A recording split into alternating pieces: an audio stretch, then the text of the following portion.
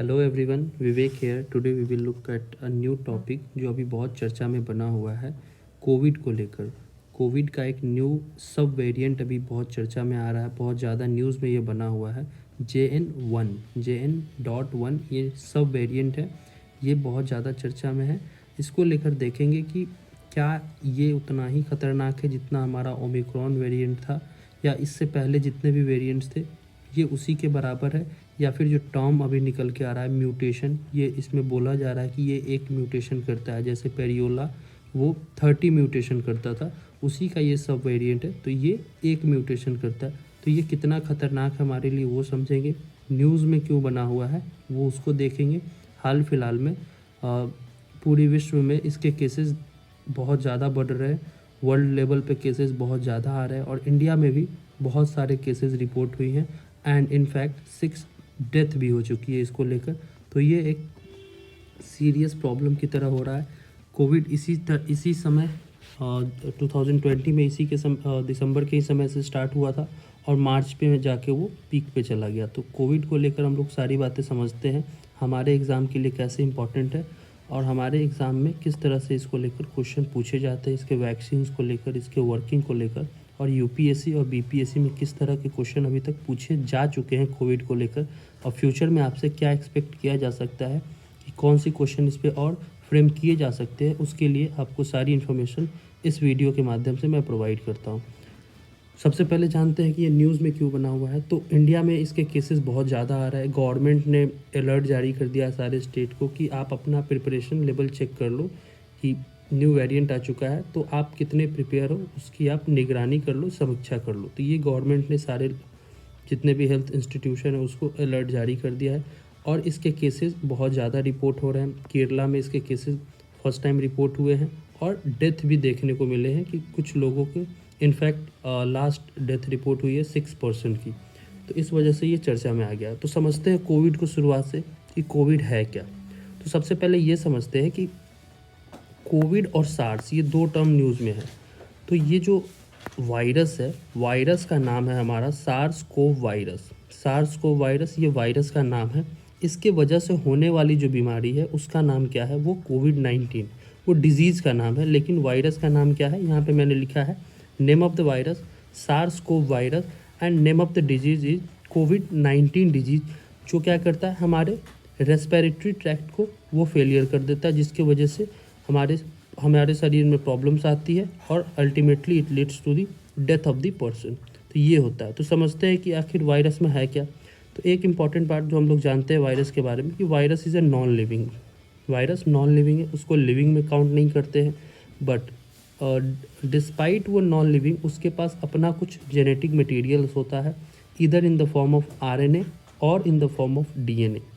तो उसके पास या तो आरएनए या फिर डीएनए के फॉर्म में कुछ जेनेटिक मटेरियल्स होता है। उस जेनेटिक मटेरियल्स का वो यूज करके किसी होस्ट सेल में जाता है।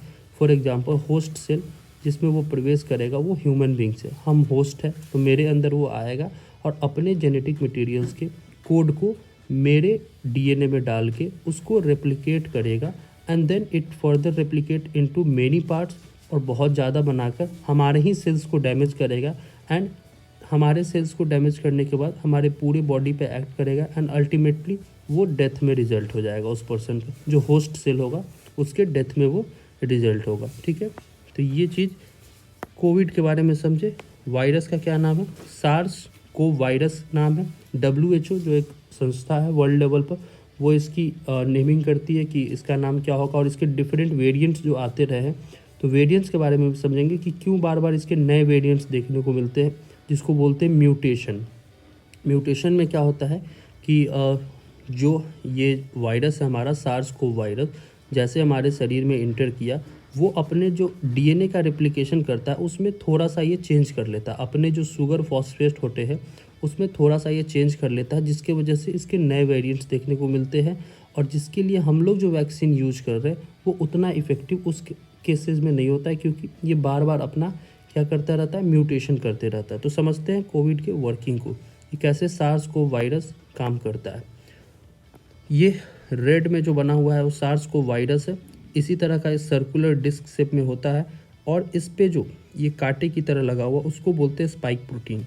ये वाले पोर्शन को, इसको बोलते हैं स्पाइक प्रोटीन। इसका नाम दिए हैं स्पाइक प्रोटीन। इसमें क्या होता है, इसके वर्किंग को समझते हैं कि ये सार्स को वायरस है, ये वायरस है सार्स को वायरस, इस पर स्पाइक प्रोटीन लगा हुआ है। ये सेल है जो हमारे बॉडी में, ये सेल है हमारे बॉडी में। यहाँ पे इस सेल पे एक होता है ACE2 रिसेप्टर। ये टर्म ACE2 रिसेप्टर, इसको लेकर यूपीएससी क्वेश्चन पूछ चुका है रिसेंट ईयर में। What is ACE2 receptor has been in the news. ये क्या है, तो ये क्या है, हमारे बॉडीज़ के सेल के प्लाज्मा मेम्ब्रेन के पास ये होता है। तो ऊपरी परत जो होता है प्लाज्मा मेम्ब्रेन, ये वहीं पे स्थित होता है। ये क्या करता है, जो सार्स को वायरस का जो स्पाइक प्रोटीन है उसको डिस्ट्रॉय करके इसके जो जेनेटिक मटेरियल है, ये सार्स वायरस है, यहाँ पे सार्स वायरस है, इसके अंदर RNA के फॉर्म में। तो एक बात और जानना है कि ये जो सार्स वायरस है इसमें जेनेटिक मटेरियल RNA के फॉर्म में होता है। पहले ही बताएं DNA में और वायरस के अंदर या तो DNA के फॉर्म में जेनेटिक मटेरियल होगा या फिर RNA के फॉर्म में होगा। तो सार्स जो वायरस है उसमें जेनेटिक मटेरियल RNA के फॉर्म में है।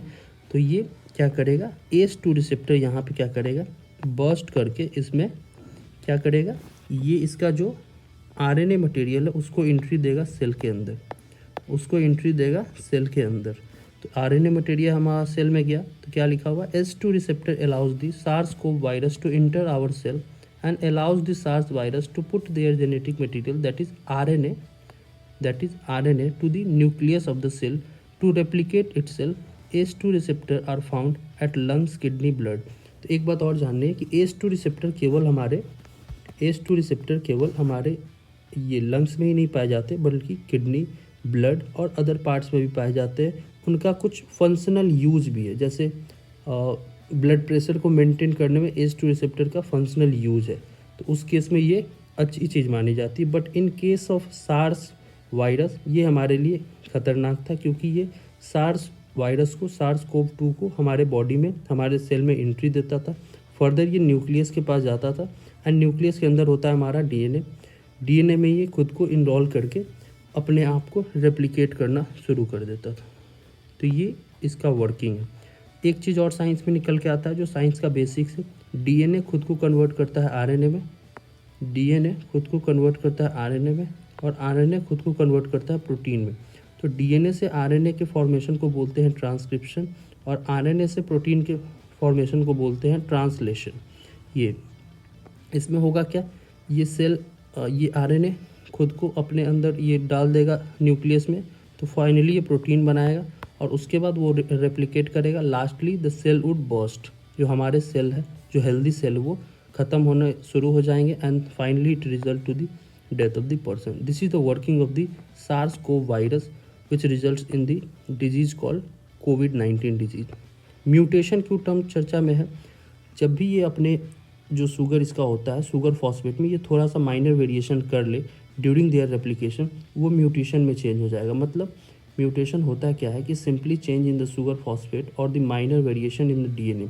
ये जो अपना DNA बना रहा है बार बार, ये रेप्लिकेट कर रहा है नया, तो इसमें AT ये इस तरह का कोड था, बट इसने ये वाले शुगर को थोड़ा सा वेरिएशन कर लिया, ये एक नया बना लिया यहाँ पे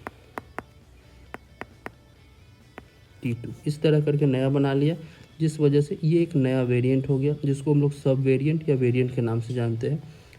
इस वायरस के बारे में जो बोला जा रहा है JN1 जो है, ये सब वेरिएंट है पेरियोला का। इसके बारे में बोला जाता है कि ये उतना म्यूटेशन नहीं कर रहा है, केवल सिंगल म्यूटेशन इसमें देखे जा रहे हैं।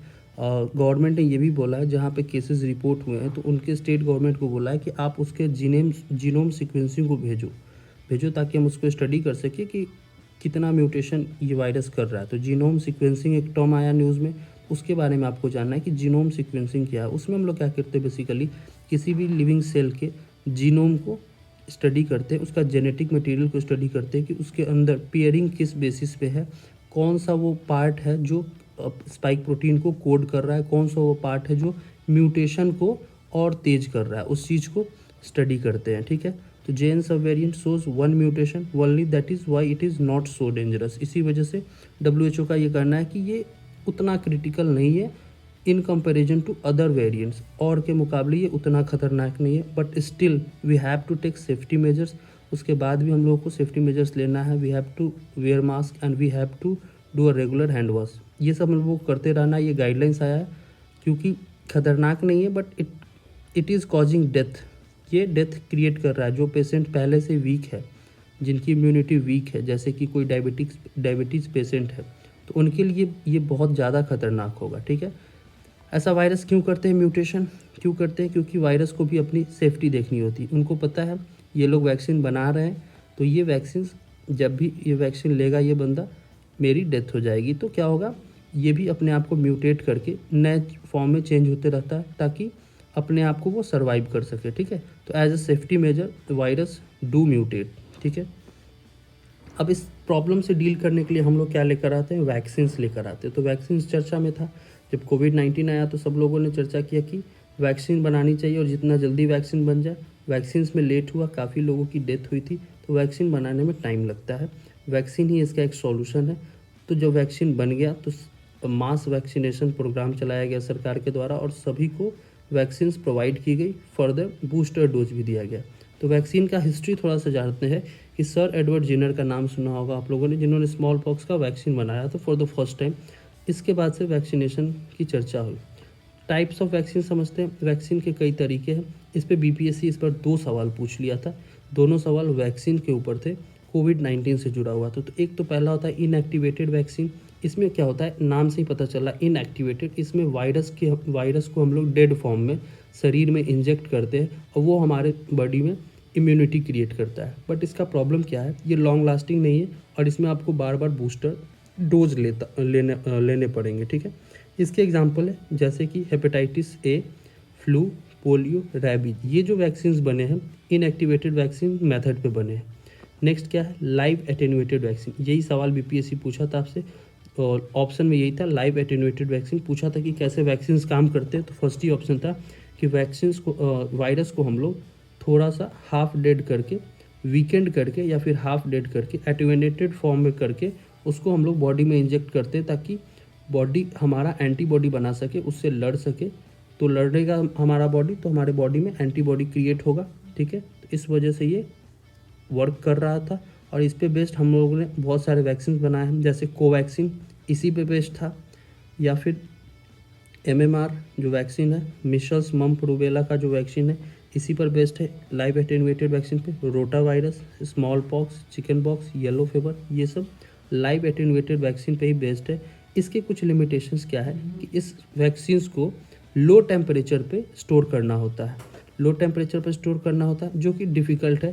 आप हर जगह लो टेम्परेचर प्रोवाइड नहीं कर सकते, तो इस तरह के वैक्सीन के साथ ये लिमिटेशंस है। ठीक है, अगला जो वैक्सीन है जो कि काफ़ी चर्चा में है वो mRNA वैक्सीन से। इसको लेकर भी इस साल बीपीएससी आपसे सवाल पूछा था, बट ये नहीं था, बस सिंपल ये था कि mRNA जो टर्म है उसमें M किसको रिप्रेजेंट करता है, तो वो मैसेंजर RNA को रिप्रेजेंट करता है। उसका फुल फॉर्म आपसे पूछ लिया था।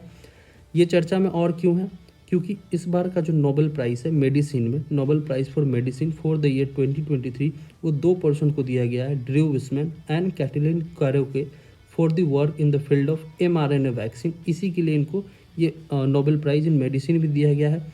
और mRNA वैक्सीन जो कोविड के लिए सबसे कारगर वैक्सीन माना जाता है, इस वजह से ये बहुत चर्चा में है। तो आगे एग्जामिनेशन में फर्दर आपसे पूछना होगा तो mRNA वैक्सीन के ऊपर ही सवाल पूछे जाएंगे। यूपीएससी भी इस पर सवाल पूछ चुका है। सवाल आपको बताते हैं थोड़ी देर में कि सवाल क्या था। पहले देखते हैं कि mRNA वैक्सीन अगर कारगर है तो इसमें ऐसा क्या खास है। होता क्या है अभी बताएं, SARS-CoV के पास अपना mRNA मटेरियल है।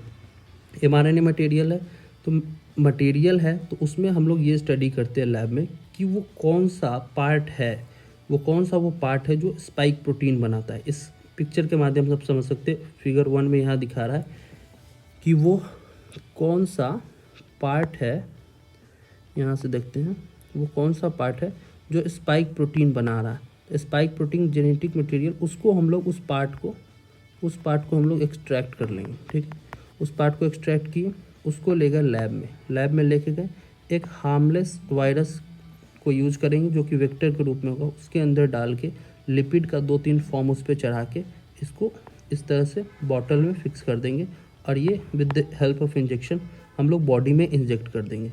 बॉडी में इंजेक्ट कर दिए, बॉडी में जैसे गया हमारे सेल को लगेगा अरे इसके पास तो स्पाइक प्रोटीन है मतलब ये कोविड है, और हमारा बॉडी एंटीबॉडी बनाना शुरू कर देगा, उसको एंट्री भी देगा और हमारा बॉडी एंटीबॉडीज़ को बनाना शुरू कर देगा। ठीक है, तो स्पाइक प्रोटीन समझ के हमारा बॉडी उसको एंटीबॉडी बनाना शुरू करेगा और फाइनली उस जो स्पाइक प्रोटीन है, जो वायरस है, उससे लड़ेगा।